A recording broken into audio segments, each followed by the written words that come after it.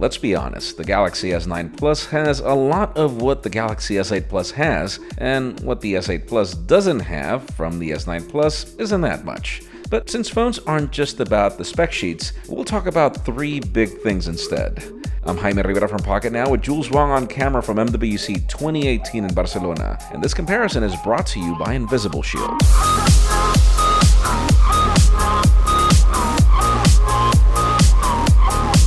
Scrolling down the screen right now are all the things these two phones share. Now, plenty of these things started out as decent specs for the S8 Plus, but they aged horrendously. Why? Well, memory and power management, among other things, have taken their toll on that device. We have no clue about how the S9 Plus will fare, say 6 months after the unboxing, but what we hope will happen comes down to the first difference we'll talk about: the internals. The Snapdragon 835 and Exynos 8890 have been replaced by the brand new Qualcomm Snapdragon 845 or the Exynos 9810 depending on your region.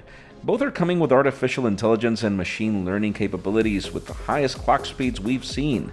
Combine that with 50% more RAM and we only hope that there is more leeway to let this phone run better for longer. It's a better look for Samsung and a better look for S9 Plus owners over time. And speaking of looks, the camera.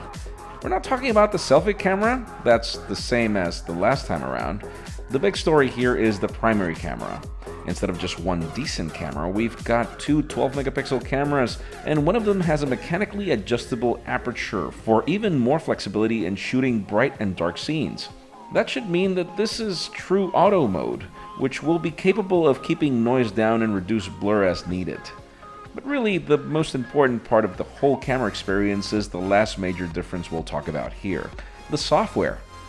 We're usually not fans of proprietary software if it doesn't add value, but this is one of those exceptions.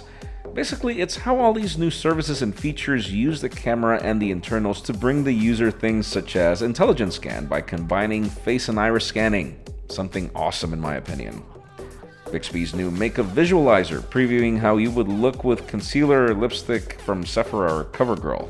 And you also have links to these, even though that's not the only service. There are a ton of options that Bixby can do or can recognize automatically.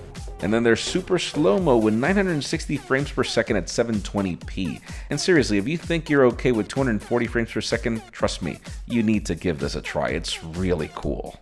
AR emoji, because being a human emoji is the hottest thing right now among those other people that are using iPhone Xs that have to use animals for that.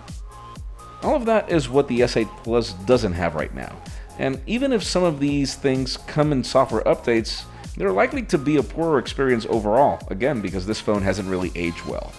But then again, the question left on the table is if the Galaxy S9 Plus will do better aging, and that's something we can only respond in our full review coming very soon.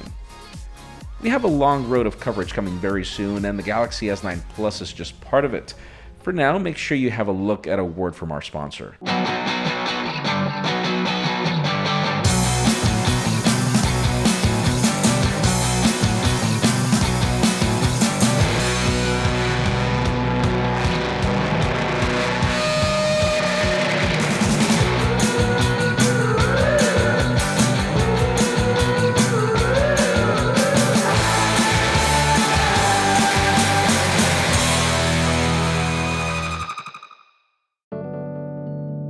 Friends, again, our coverage of MWC 2018 continues. Follow us on social media and subscribe to our channel for more videos like this one.